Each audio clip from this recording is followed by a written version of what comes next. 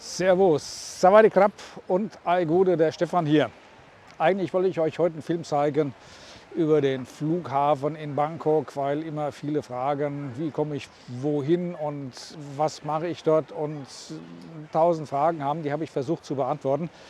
Das Video mache ich auch. Leider ist mir was dazwischen gekommen und was das ist, erzähle ich euch gleich. Also seid gespannt, es geht los.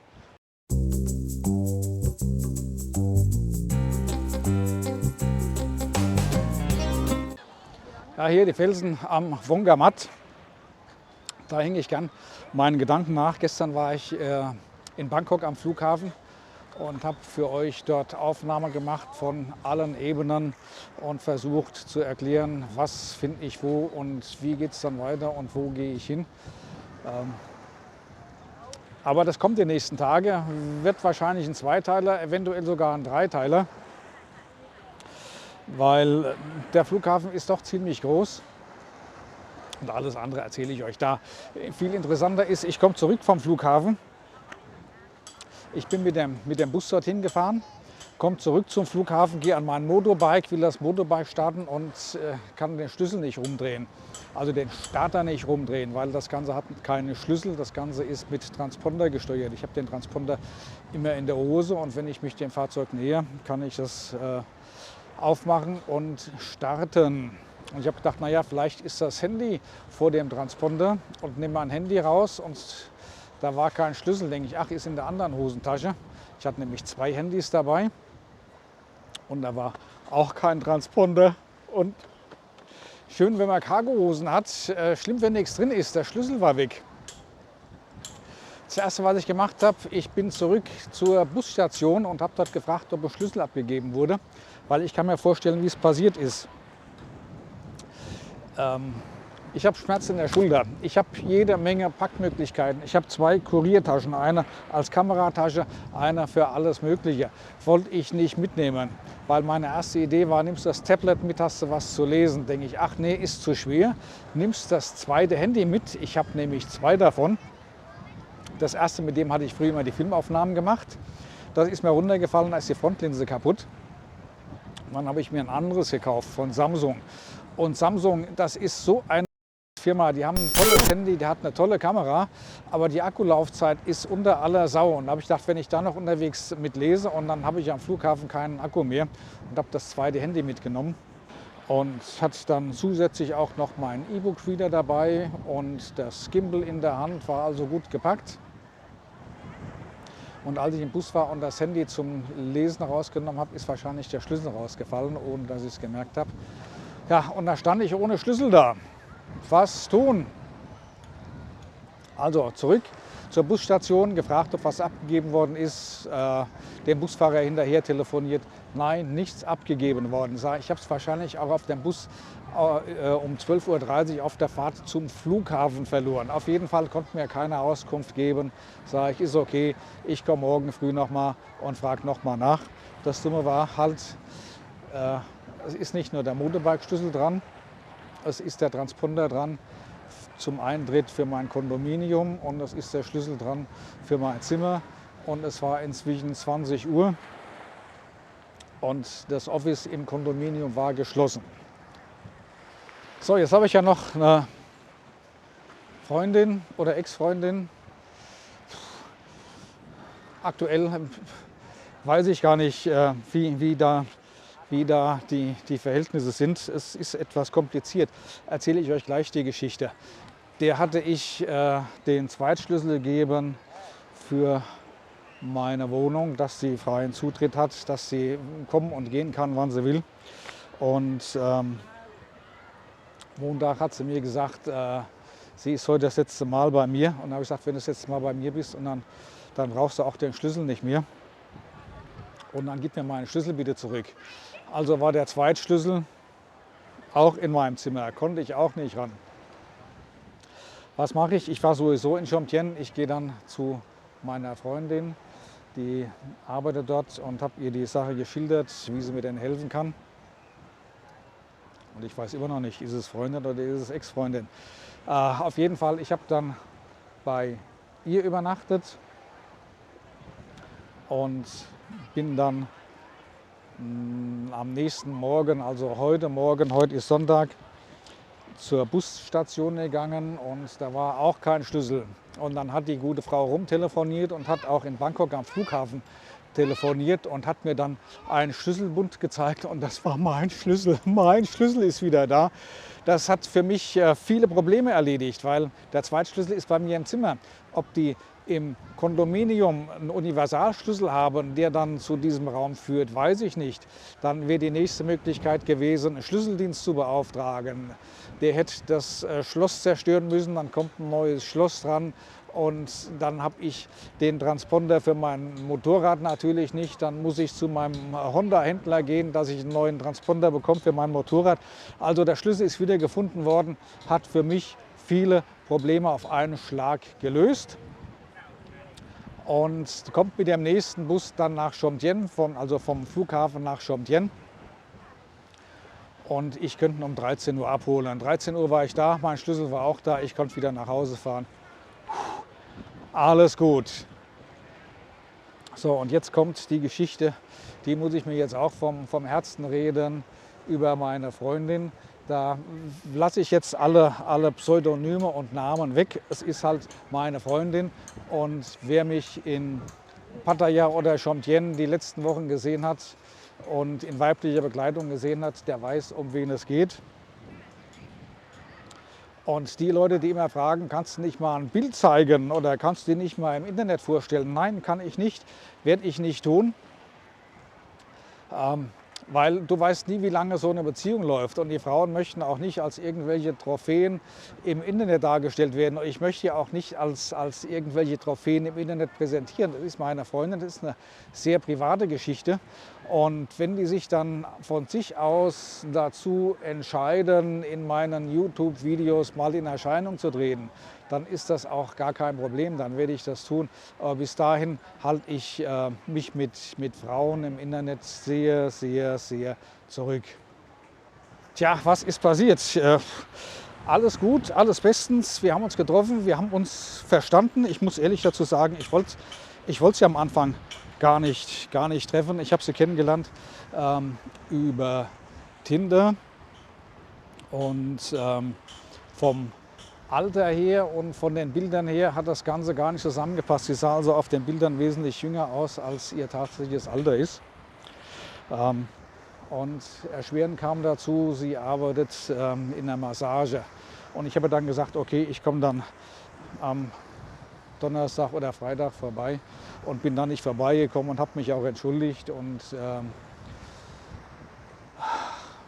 habe dann gesagt, ich komme dann nächste Woche vorbei am Montag und sie schreibt, ja, am Montag habe ich frei, sage ich, gut, dann komme ich halt am Dienstag und dann sagt sie, ja, ich kann auch nach Pattaya kommen. Sage ich, okay, dann komm halt nach Pattaya und dann gehst du mal einen Kaffee trinken und dann sagst du Hallo und auf Wiedersehen und dann war es das. Und wir treffen uns in Pattaya und ich sehe die und es war genau das, was ich mir gewünscht und vorgestellt habe. Und sie arbeitet auch nicht in dieser Somtam-Massage, sondern es ist eine richtig seriöse Massage. Und so waren wir dann am Montag zusammen. Wir waren das darauffolgende Wochenende zusammen. Das heißt, ich habe sie ausgelöst aus der Massage und alles gut, alles schön. Und wir waren im Kino und dann kommt irgendwann die Frage, My friend asked me how much you pay me. Das alte Lied in Thailand. Das ist immer eine Geschichte, da verstehe ich die Welt nicht mehr. Wir alle wissen, no money, no honey. Bist du hier als Farang und hast eine Freifreundin, wirst du in der Regel auch dafür bezahlen müssen. Normaler Preis liegt bei etwa 10.000 Baht im Monat. Und wenn du so eine Fabrikarbeiterin hast, die verdienen zwischen 9.000 und 12.000 Baht und sind 10 Stunden am Arbeiten. Also es ist ein gutes Salär und für das Geld müssen die noch nicht mal arbeiten gehen, das sie kriegen. Wobei ich keine haben möchte, die mir den ganzen Tag auf die Nerven geht. Das ist gut, wenn die einen Job haben und das ist gut, wenn die ihr eigenes Geld verdienen. Und natürlich bekommen die auch ihren Obolus von mir. So weit, so gut, alles in Ordnung. Was ich nicht verstehe, die leben jahrelang alleine, haben ein Kind oder haben 2 Kinder, ernähren die Familie, schicken Geld nach Hause, alles gut. Und sobald der Farang kommt, haben die kein Geld mehr und müssen unterstützt werden. Also das ist dann schon so ein bisschen, wie soll ich es nennen? Ja, ich weiß gar nicht, wie ich es nennen soll. Da fehlen mir momentan die Worte dazu. Also der Farang ist schon dazu da, um dann noch so ein bisschen finanziell ausgepresst zu werden. Okay, wenn man hier in Thailand ist, das sind die Regeln, damit muss man leben. Das ist halt so. Was ich dann nicht verstanden habe, was mir dann auf die Nerven gegangen ist, dass das Thema Geld kein Ende mehr gefunden hat. Money is important, natürlich, das Geld ist wichtig für sie und sie muss die Familie unterstützen, das ist auch wichtig. Von meiner Seite war das Finanzielle eigentlich schon geregelt und das Thema abgeschlossen. Sie verdient ihr Geld, kann die Familie unterstützen, sie bekommt von mir Geld, ich unterstütze sie. Und insofern ist alles Friede, Freude, Eierkuchen. Und sie findet da kein Ende. Sie macht sich immer Gedanken, think about money, money, money. Sag ich, hör auf, über Geld zu reden. Lass uns mal über Beziehung reden, über Zukunft, über gemeinsame Ziele. Und ja, und ich muss aber die Familie unterstützen und ich will noch 5 Jahre arbeiten und vielleicht gehe ich ins Ausland. Sag ich, wenn du ins Ausland gehst, dann gehst du halt ins Ausland. Ist ja kein Problem, aber du machst dir jetzt Gedanken über Sachen, die noch gar nicht eingetreten sind. Du hast deine Familie jetzt jahrelang unterstützt. Warum soll es auf einmal nicht mehr funktionieren? Jetzt, wo du sogar noch ein bisschen höheres Einkommen hast. Letzten Monat hat sie mir halt gesagt, sie ist jetzt das letzte Mal bei mir und ich weiß immer noch nicht, ob das Verhältnis damit beendet ist oder nicht oder ob das nur dieser Thai-Sturkopf ist, ich weiß es nicht. Na, auf jeden Fall, gestern hatte ich echte Probleme gehabt, weil es war Nacht und ich konnte nicht in mein Zimmer, also bin ich zu ihr gegangen und sie hat mich dann mit in ihr Zimmer genommen. Ich habe bei ihr übernachtet und was soll ich sagen, die Klimaanlage war kalt und sie war noch kälter. Und ich habe sie dann heute Morgen darauf angesprochen und da sagt sie, ja, ich habe gedacht, du bist müde und willst schlafen. Also irgendwas läuft da nicht mehr rund. Ich weiß nicht, woran es liegt, ob sie Angst hat, ich bezahle zu wenig. Oder, du kannst ja den Thai-Frauen das ja auch nie recht machen. Fragen die nach Geld und du sagst 5.000, wollen sie 10.000. Sagst du 10.000, wollen sie 15.000. Sagst du 15.000, wollen sie 20.000. Sagst du 20.000, wollen sie 30.000. Es ist generell immer zu wenig. Und ich habe mein Angebot abgegeben und dabei bleibe ich. Und wenn es zu wenig ist, dann muss ich mir halt was anderes suchen. Dann ist die Geschichte vorbei. Ich hab jetzt keine Lust, das Thema jede Woche neu durchzukauen. Ich habe natürlich heute Morgen kein Geld mehr gehabt. Ich habe mich gestern noch verausgabt und habe noch verschiedene Sachen zu essen gekauft. Und heute Morgen hatte ich noch, was hatte ich denn, 100 Baht gehabt. Das hat gereicht für ein Baguette und für einen Cappuccino und dann hatte ich noch 20 Baht übrig. Das hätte zur Not gereicht für einen Badbus nach Pattaya. Und dann waren meine finanziellen Mittel erschöpft. Und sie hat mich dann heute Morgen noch zum Frühstück eingeladen. Und wir haben das Thema nochmal angesprochen und sind da keinen Millimeter weitergekommen. Also ich weiß wirklich nicht, wie es weitergeht. Ich habe gefragt zum Schluss, sind wir Lovers, are we lovers or are we friends? Und sie sagt Friends und dann sage ich, okay, dann goodbye friend und bin gegangen. Und 10 Minuten später ruft sie mich heulend zurück. Also ich weiß nicht, was in dem Kopf einer Thai vorgeht. Und das Schlimme ist auch immer, wir reden aneinander vorbei. Sie versteht nicht, was ich sage, inhaltlich. Und ich verstehe nicht, was sie meint. inhaltlich. Also ich verstehe die Wörter, aber ich verstehe den Inhalt dahinter nicht. Und andersrum ist es genauso. Sie versteht wahrscheinlich meine Wörter, aber den Inhalt nicht. Und insofern denke ich, wird es langfristig kein Happy End geben und kurzfristig ist die Geschichte wahrscheinlich vorbei. Ich hoffe nicht, aber schauen wir mal, wie es weitergeht. Und bis dahin, tut Gutes, habt ihr euren Spaß und genießt euer Leben. Bis zum nächsten Mal. Tschüss, euer Stefan.